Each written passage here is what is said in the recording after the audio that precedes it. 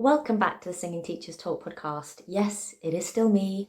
My larynx hasn't been kidnapped and I'm not sat somewhere secretly in a cupboard. My 4-year-old niece, as lovely as she is, coughed in my face. And so now, here we are, harbouring this lovely bug. So my introduction today is just going to be given in this sexy, sultry Marks and Spencer's voice. A few weeks ago, we had Rachael Drury on the podcast to talk about AI and the challenges that the music industry is facing due to its rise.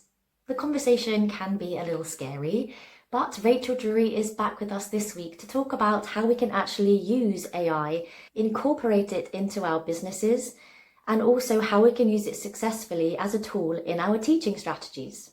We might also discover that it can be a little bit of fun if you want to know what your future unborn children would look like.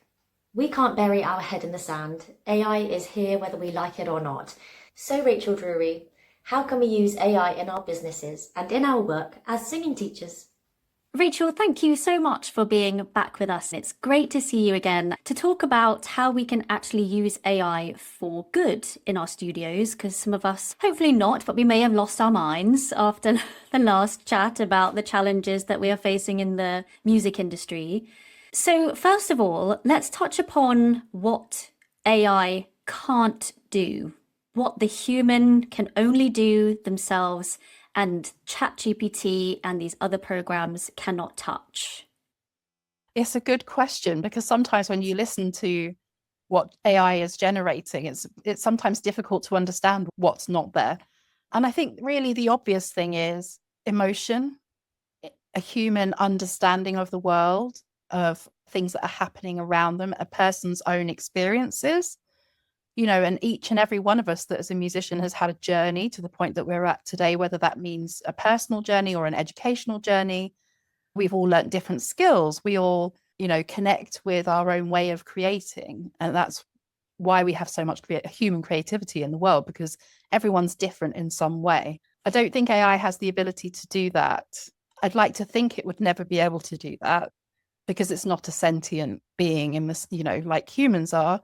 But there is always potential for these machines to learn things through data. So if you want to feed it the latest thing that's been going on politically or environmentally or culturally, then of course it can learn whatever data you want to feed it. But it doesn't have the human experience. It doesn't have the emotions and the feeling that everyday life makes someone feel.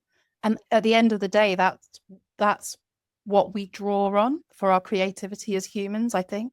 I don't know. Do you agree with that? Or I do agree. And thinking about being in the room with another human being, the teacher-student relationship, especially on a one-to-one basis, is really quite a special thing. And you're being bonded by music. As far as you know, can you upload videos and performances into AI programs? I haven't tried to do that myself, but AI is very good at image recognition and video recognition. I know there are tools and platforms out there that can give you feedback on your oral performance. Video performance, I haven't come across personally. There may be things out there that I haven't come across, of course.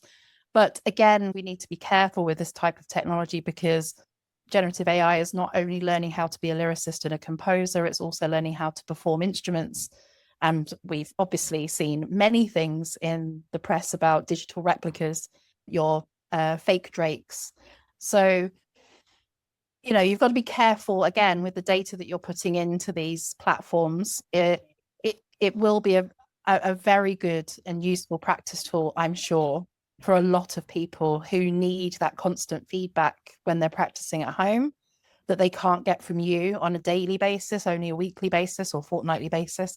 But again, be careful about how much you're feeding to these platforms, because they will learn from your movements. They will, potentially use your voice in voice cloning, that kind of thing. But that said, I do think, if data is given to these systems ethically and responsibly, and it's paid for and licensed properly, it needs that data to be able to improve. So if we want to have AI tools that can watch you sing or watch you perform, then it's only going to get better at doing that if we feed it videos. So it's kind of like a bit of a catch-22, really. It's just that AI companies need to be licensing that data. My only point I was trying to make is that you need to decide if you're comfortable with giving it that information. So I absolutely, if it's not already out there, can see a time when there will be an AI tool out there that can help you with your visual presentation, your physical performance. I would also say that if it does exist at the moment, it's still not going to be as good as getting feedback from your teacher, from a human being that's in the room with you that can physically show you how to do something. It's never gonna, well, it might, I say never. I can't imagine a time when it would replace that human feedback. The experience that you have as a teacher, you've been there, you've done it, you've learnt it, you've been taught it. I can't see it replacing that. No, and being in the room as a singing teacher, you do get to see the little nuances or the little symptoms of maybe it's a jaw related issue, or we can see whether the abdominals are involved in your breathing or some shoulder tension perhaps. And we know that singing isn't a linear process. So if we are seeing that tension in the jaw, it might not be because it's totally the jaw. It could be somewhere else in the system that needs a little bit of focus. And AI can't be that nuanced at the moment. No, and I would say if there's anyone that's a music teacher of another instrument, that the same can be said of any instrument that you're learning, whether it's your voice or a string instrument or a brass instrument, or, my background is obviously strings, not vocal, but I can relate to what you're saying, because a lot of the time you'll see tension in the hand, but it's not the hand that's the issue, it's the back or the shoulder. And again, an AI is not going to be able to see that or understand that or be able to give them advice as to how to fix that either. I would say it's equally important no matter what instrument or voice type you're teaching in a classroom. It's it just doesn't have the information and the nuance, like you say, to give that kind of feedback in the way a human teacher would. Yeah. How does it work with GDPR? Say I have a student and I think, oh, I need a bit of help on really understanding what was happening there, and I've got a voice recording. Is it ethically or GDPR stamped to kind of have that uploaded into a system? I would say if it's just a voice recording on your phone or something like that doesn't have any personal information in it, there's no GDPR issue there. If the recording had the student's name, phone number, and address on it, or your name, phone number, and address on it, then yes, maybe. IP address you might want to be a bit careful about, I suppose, but that's your own. If it's your own phone or your own video camera, your own laptop, then that's your data rather than the student's. What I would say, obviously, is there might be safeguarding issues around videoing students that you might need to be wary of. But from a GDPR perspective, so long as you're not sharing any identifiable personal information, then you're probably okay on that front.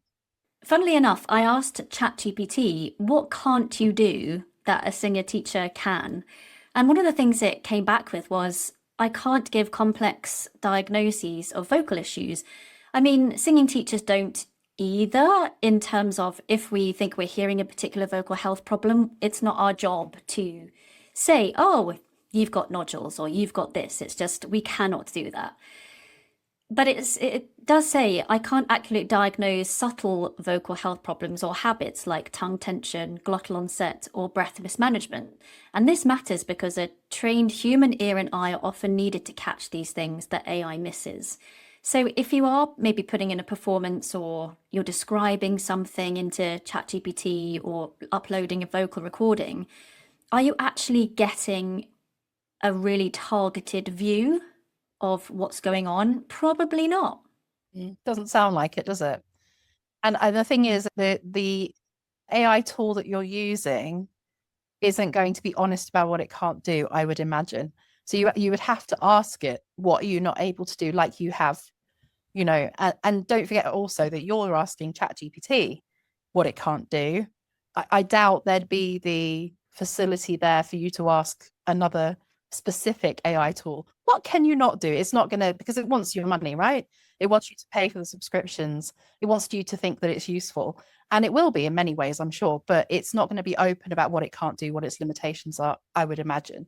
So you do need to be quite careful with that kind of thing and not become over reliant on it. And I pause there because my mind went straight to university students using AI to write essays, because there's been a lot of conversation. I know this is a slight tangent, but there's been a lot of conversation about how students in the future are not going to be able to think. They're not going to be able to write. They're not going to be able to form an argument because they become too reliant on tools like ChatGPT.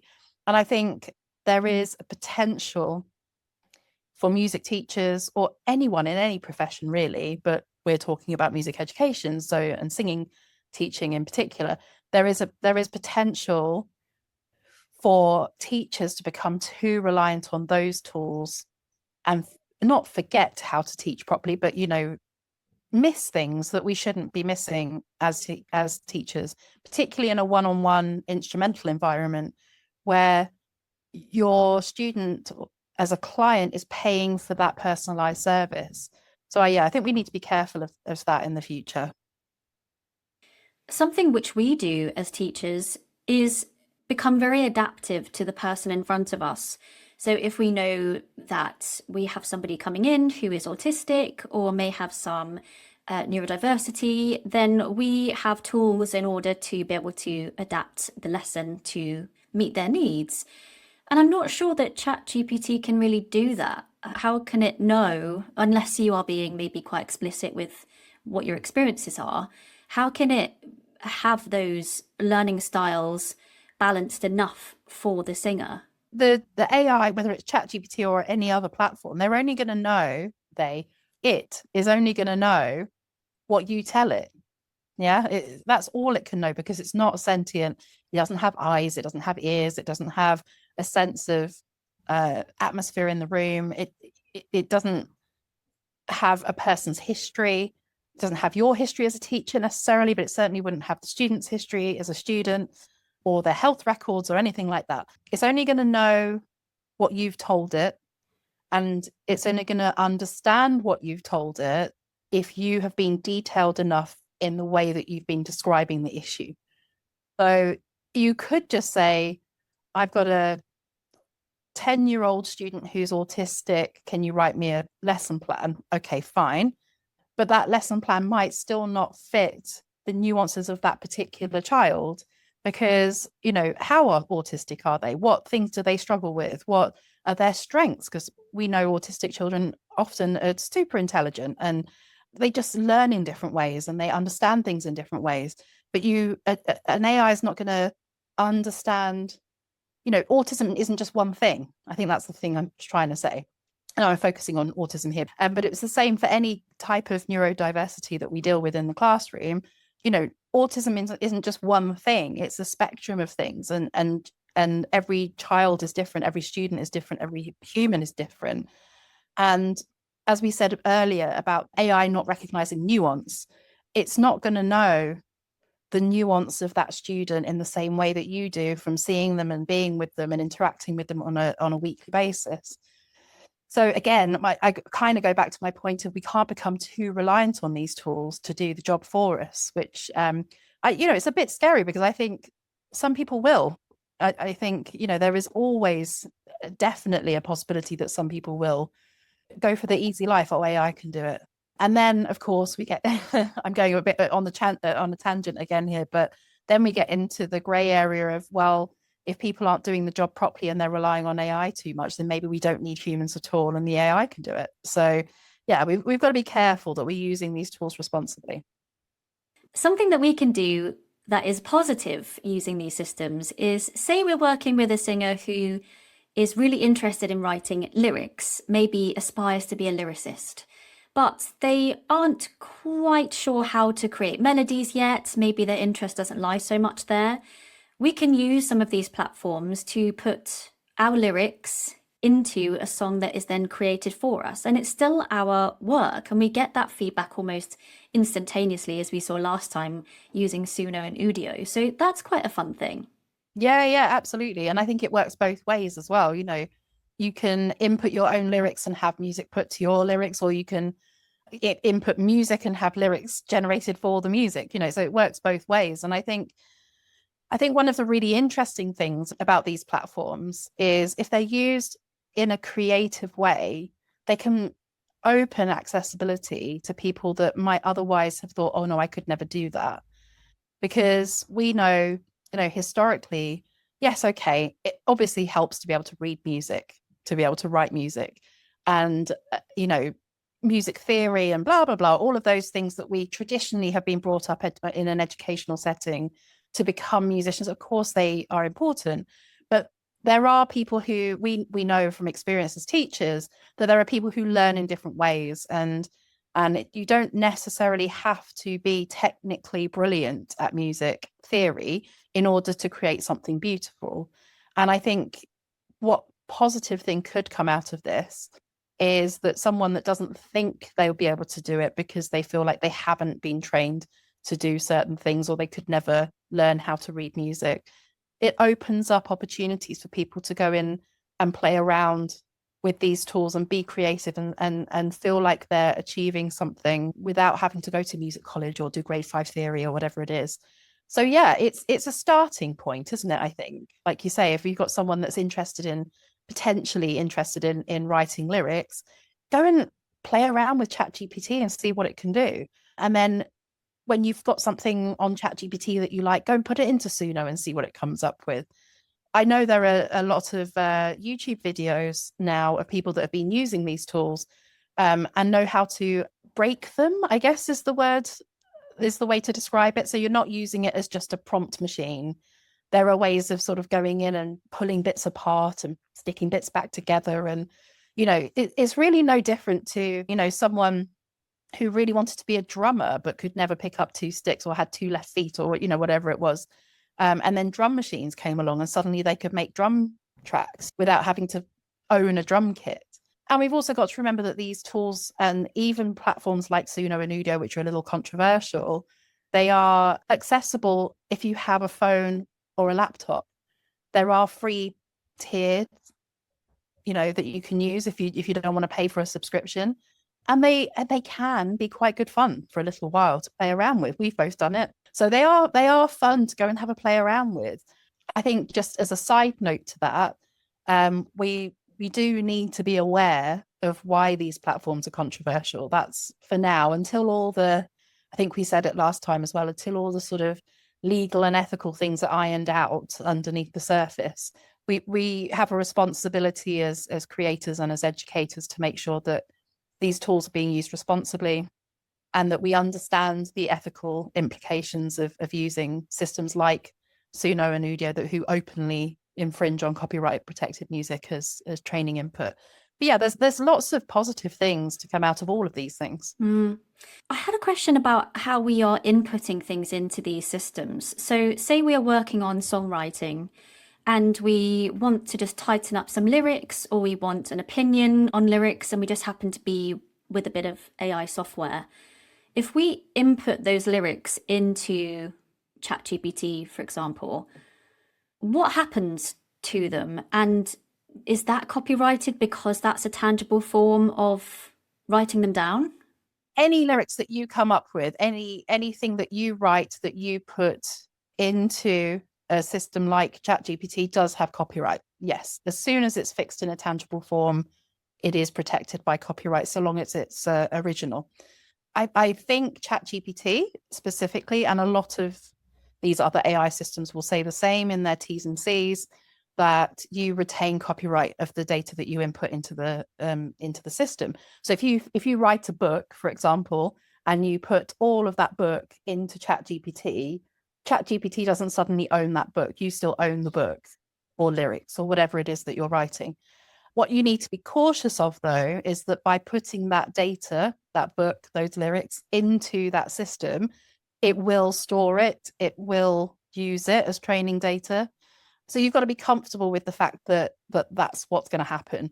These AI companies, they do openly say, we don't intend to plagiarize on data that it's been trained on, but it has happened, particularly in the art world. We've seen with companies like Midjourney, platforms like Midjourney and Stability AI. There are academic papers out there that prove that it does plagiarize. If you ask it to draw a picture or present a photograph of a superhero who looks like a spider but wears a red suit, it will produce Spider-Man. And it might not be the exact copy of a copyrighted photo, but it's still recognizably Spider-Man. So the same thing is bound to happen with music and lyrics as well. So you've got to be happy when you input your own work into these systems that might happen. So if you want to retain complete control over what's happening with your copyright protected works, then you should probably not do that. But that's not to say that these tools aren't useful in helping. If you've got some lyrics that you like, but they're not organized well, or you think one line doesn't work properly, then programs like ChatGPT can help with that kind of thing. And you've got to weigh up, I think, as an artist and a creator, the fact that you might lose control of your copyright protected works with the fact that these tools may be able to help you generate something or create something better. I think teachers often wonder if someone comes to session and they're not particularly well. Hopefully, if they've got a stonking cold, they will stay away. But sometimes that's not the case, and we aren't able to do quite as much with our voice as maybe we would be able to if we were playing an externalized instrument. And so filling the time can be a little bit tricky in those moments. So we might be doing some vocal health learning or some therapeutic work. But I think this could also be a really great way to do two things. One is to, when somebody is ill or not able to sing, is to actually play on these tools and say, okay, what's your favorite song? Let's take the lyrics of that and let's see if we can see what happens when we make it into a barbershop quartet or something. And I think it could also be a great way to introduce different genres to people who may have their favorite and they stick to that and haven't yet explored other musical styles. So if we were to take the lyrics of their favorite pop song, but then we said, okay, let's jazz it up a bit. Okay, we might need to make sure that the jazz elements that the systems have come up with are actually stylistically authentic, but it might just give us a little opening to other things that are available. I saw a lovely take. It was a jazz version, I believe, of Espresso by Sabrina Carpenter. And it was a one person doing all four vocal parts. And it was really beautiful. And I think actually if we could get our singers to explore these things, then maybe they will go and have a go at them outside of an AI program as well. Yeah, absolutely. And I think, as difficult as COVID was, what it did do was open creators and performers in particular up to the potential that technology has. Because a lot of friends of mine did YouTube videos where they recreated a song using 10 different versions of themselves. There was one friend of mine that did a cover of I can't even remember what song it was now, but a cover of a song using saucepans and any kitchen utensils. And she recorded herself doing 8 different versions of playing this song on various kitchen utensils. And, that's creative in itself, and it's a creative use of technology.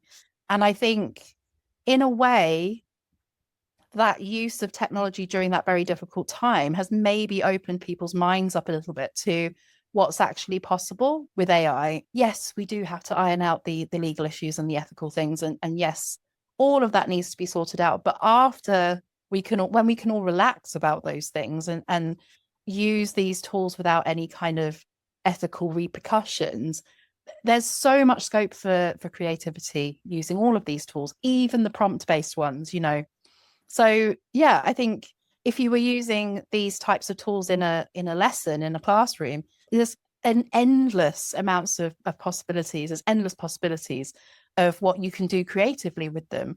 And I think what's great about the next generation coming through, because they are the generation that's been growing up with this technology, they're going to have ideas of how to use these tools and these platforms that even we wouldn't think of. I think it could, in 5 years' time, we could see a really exciting period of time where both educators and teachers are using this technology really creatively. Hey you! If you're enjoying the Singing Teachers Talk podcast, then don't forget to hit the subscribe button. We are committed to bringing you engaging conversations and valuable insights from experts across the field of voice. By subscribing, it means we can continue to do that. You'll never miss an episode, and you'll be helping to spread the word to other singing teachers, vocal coaches, and overall voice nerds. So subscribe to this channel now and just watch your teaching grow.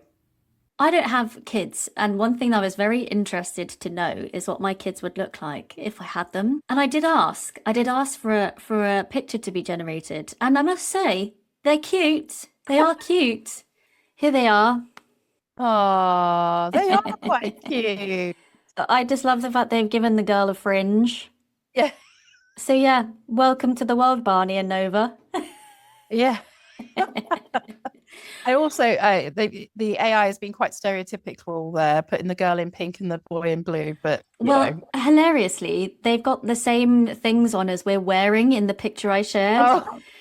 So in the picture I shared, I've got a pink hoodie on, and my husband has got a t-shirt with palm trees on, and they've put them in similar outfits. Okay. But yeah, I mean, it's a great way to think, do I want them? Are they going to be cute? And if they're absolute rotters, then you can be like, nah, I'll leave it. The AI clearly thinks you and your husband have good genes. Well, that's the thing. Can we trust it? Because if it comes out not looking like that, then... want your money back. Yeah, you've got a receipt. Something that we can use it for that could be really helpful is just making our notes a little bit more coherent. So if we're just jotting down things in the lesson, we could upload those in and say, could you just make sense of these in a really quick bulleted list? And then we have those and we don't have to maybe spend time kind of writing them up ourselves. On the other side, though, sometimes doing the notes yourself just gives you a bit of revision and can prompt you to what you want to do next. But that might be a good time-saving thing.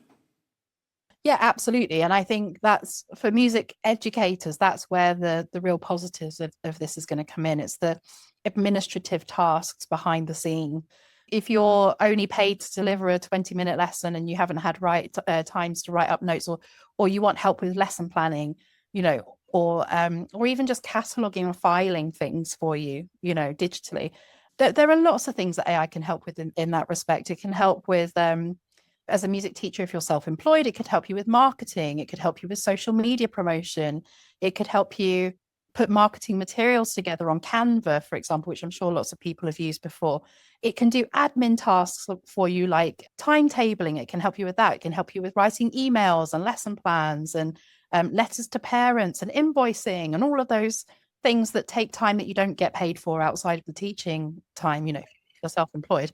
It could be using platforms like Suno and Udio to create backing tracks for you to use in the classroom. It could be practice tools that you want to suggest to your students. Maybe if you've got a beginner student who you're teaching basic pitch to, and they need that constant feedback to help them stay on pitch, there are tools out there that can track that for you. They can visually see it. And of course, we've got to remember as well that every student learns in a different way. And for some students, it might help to have that digital screen in front of them showing them, okay, you're a bit flat, you're a bit sharp, whatever it is.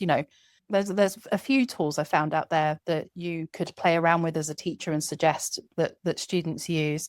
It can help with things like mock interviews, mock auditions, maybe planning rehearsals, music theory training. It could help you put a practice paper together for a theory test. The list is endless. If we're talking about administrative things that you do planning wise as a teacher, the administrative tasks around the actual thing that we do, which is teach, which can become tiresome and bothersome, then yes, there's lots of very positive ways that we can use AI. And there are platforms out there. I came across a platform the other day called Tanara, and it has a student portal and a teacher portal. And I just looked in the teacher portal out of interest to see what's in there. And I can tell you the Teacher Studio is a one-stop shop platform to manage your students' progress and motivate them to practice.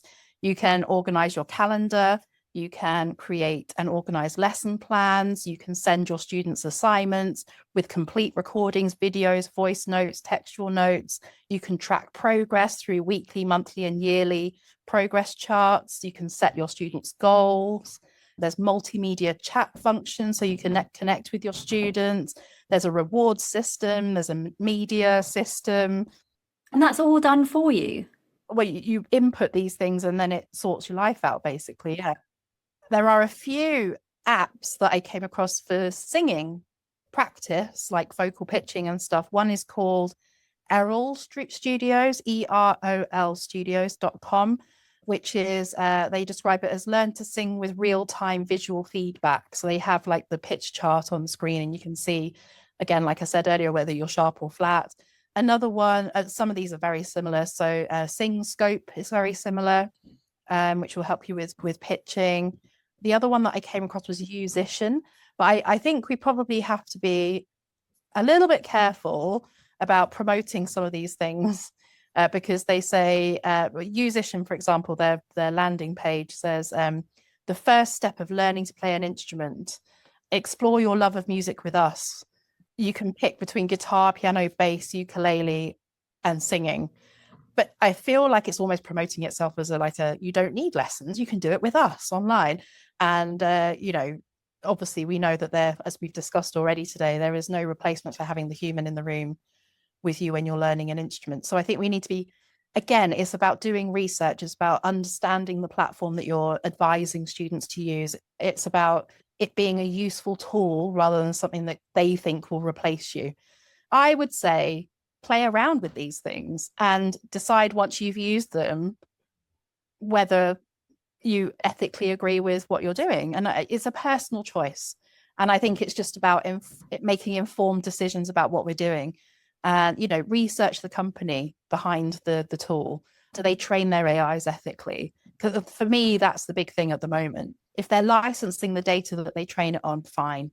If they're stealing people's intellectual property to be able to offer you a service that you pay for, then not so fine. So, I think at the moment it's about playing around with these things, doing a little bit of research into who these companies are, who the people behind these companies are, and working out if the tools are A, something that is going to help you be more productive, and B, that you're happy to pay for, however much the subscription is. And I think we'll all, as educators and teachers, find our own way of using the tools that we're happy with using. And I think it's going to be there. People are going to be using it. So why not have a go?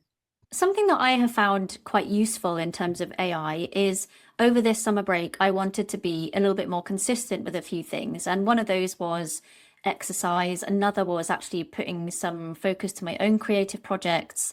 And I used AI as an accountability buddy. I could have used a friend, I could have used my husband or my mum, but it's so immediate that by telling AI and even just writing down what you've done that day is quite a nice feeling of productivity and that you've achieved something. And then when they come back and say, that's great, do you need a plan for the rest of the week? You can decide whether you want that or not.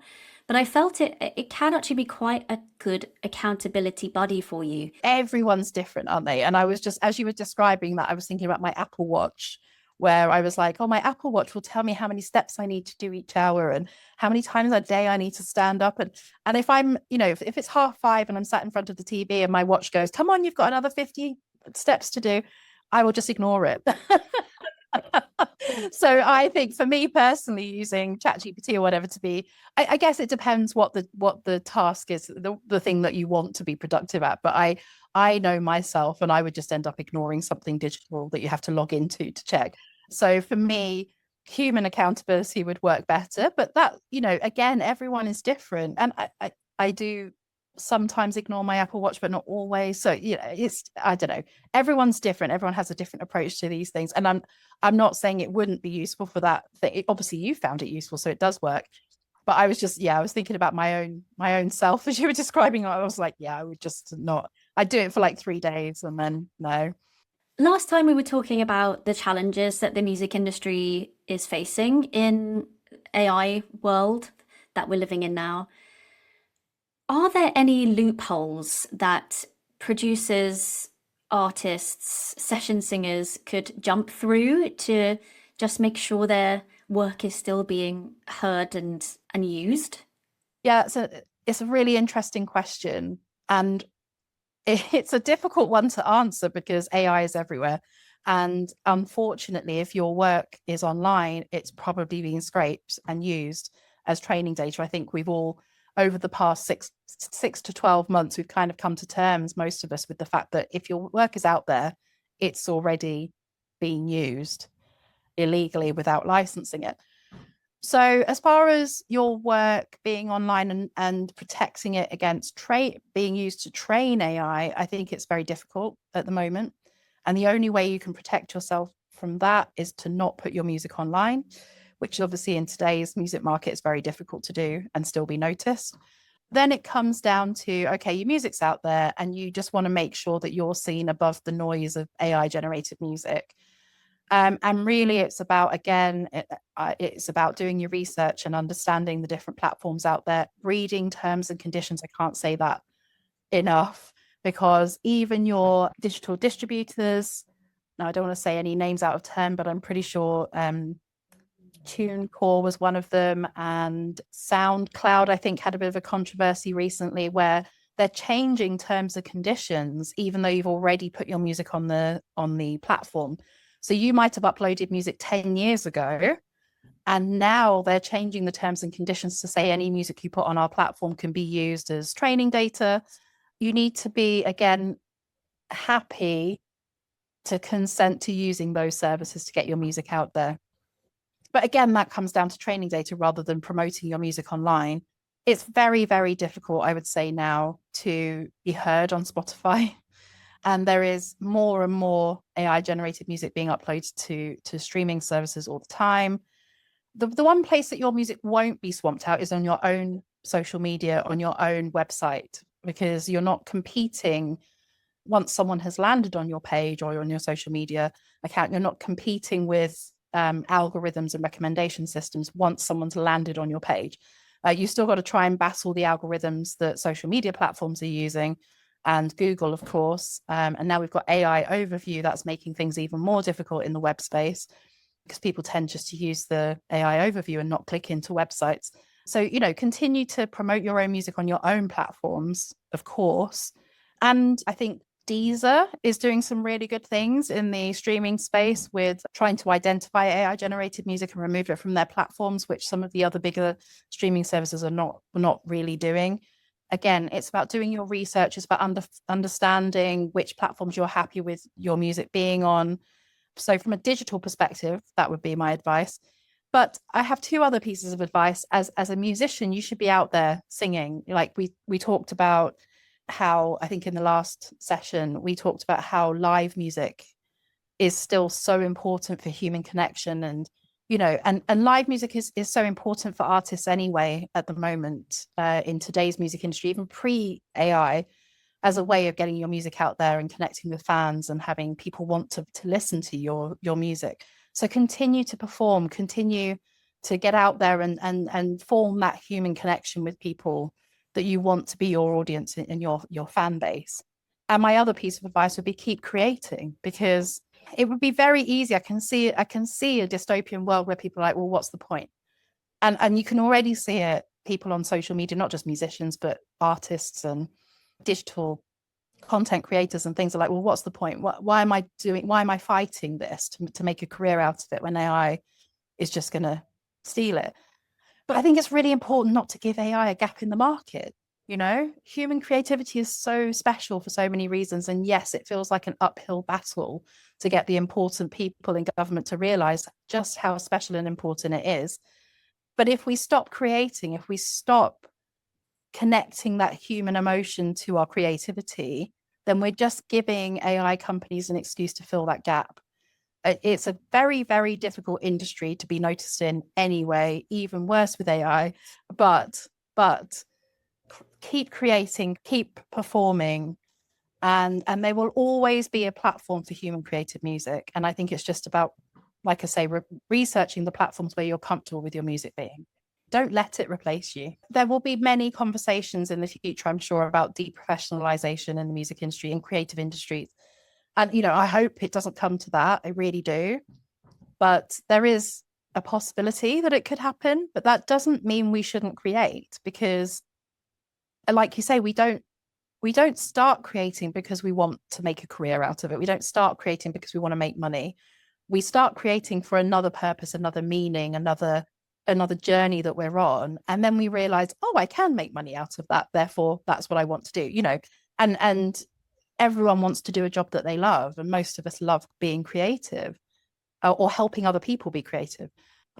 It's time as well, isn't it? But even if AI does take over most jobs or whatever the dystopian view of AI might be, there's still going to be space for creativity. People are still going to want to write songs. People are still going to want to draw pictures.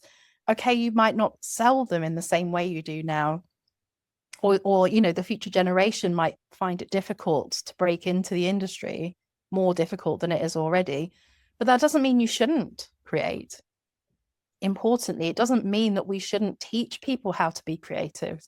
And I think there's a real danger in this country at the moment, and we've seen it over the past couple of decades, of reduced interest and reduced investment and funding in the arts because it's not seen as valuable enough. And I think that's a really dangerous road to be going down. It really is when you read books like Your Brain on Art, because it talks about using mask making to help deal with particular trauma and how dancing can actually help with headaches. And it is insane to me that this medicinal aspect of art making is not respected enough. Absolutely, totally agree. And also, it's our cultural identity. It's any country's cultural identity. It's who we are. It's how we tell other people who we are. It's soft power. It's about respect. We have as a music industry, we have one of the most respected music industries in the world. We're top 2 for music exports, I think. That's hugely important. That's how the world see the UK, through how our people are creative, how society is creative. It's our culture and it's our cultural heritage. And do we want people looking at the UK back at today in 50 years' time and being like, who are they? What do they stand for? What do they mean? How did they feel about this? Because there's going to be no documentation of that other than media, basically, which we know is not always trustworthy. So I think it's a really dangerous route they're going down at the moment. And I think AI could potentially make it worse than it already kind of is. And my fear, going back to the point we were talking about before, is that, you know, there's already a lack of value on music education in schools, but it is so important that children are taught how to be creative. And it's not just music education, it's all arts that are suffering. I think it's very difficult. I find it very difficult because I've seen it in the past 20 years just go. And it's very difficult for me to imagine a time when it will start picking up again. As we've chatted about, there are many challenges that we're facing in this industry because of AI, but there are also many positives that we can take from it and how we can use it to enhance our teaching or to help us delegate with all the tasks that we have to do. We can't bury our head in the sand because whether we like it or not, AI is part of our lives and it will be part of the future. So how can we as teachers of creative expressive arts and bodies like the ISM continue to advocate for creatives and make sure that our voices and our creations are still as valid? I think it's just, firstly, as I said, keep creating, because if that work's not there, then you've got nothing to prove. So keep creating. Look, there are many organizations that are fighting the fight over the protection of creativity. That's really what it's about. ISM is, of course, one of them. There are many others as well across the creative industries that, and I think it's, I should probably point out that it's quite amazing that for the first time in my memory anyway, the creative industries have really come together on this. Like, everyone is on the same page. Everyone is working together. Everyone has the same end goal. You know, ISM is very, very involved in political campaigning on AI. But my point is, there are many organizations that are. I think as teachers get involved in the conversation, if there's an opportunity to have your say, have your say. If you want to write to your MP, write to your MP about your concerns, you know, keep informed about legal and political developments in the AI space. But as I said earlier, your responsibility really as an educator right now is to make sure that you're using tools that you feel comfortable with using and promoting tools to students that you feel comfortable with promoting, that are trained ethically, that meet your own moral checklist, if you like. I think writing to your MP, that's had quite a lot of success in the past. If there's something you're worried about, write to your MP. But like you said, there are positives to all of this as well. And I don't think it's healthy at this point, really, for us to write off AI. It's not healthy for our futures as music educators or creatives. There's nothing wrong with going out there and playing around with this stuff. Go and enjoy the playground. Just make sure that you, like I say, that you're morally and ethically okay with the platforms that you're using. And you finished your PhD, so what do you want to do in the future and take your work forward?